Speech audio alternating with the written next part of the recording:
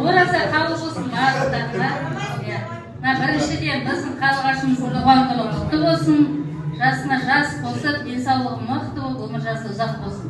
Қарлығаштың жасарып, әдемі болып жүрген ең ағам арқасы. Жылда өстіп кім әйеліне туған күн жасап бере береді?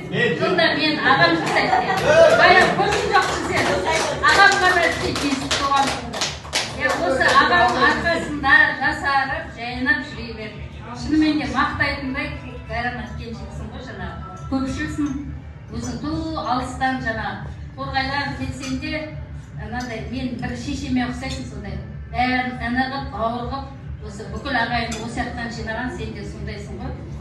Сол көңіліне, пейіліне Алла бере берсін. Розада айтқан мына тілек, балаларыңыздың бәрі қабыл болсын енді. Керемет туған күн болып өте берсін. Біздің Қарлығашқа қыздардың атынан бір алтын жүзігіміз бар.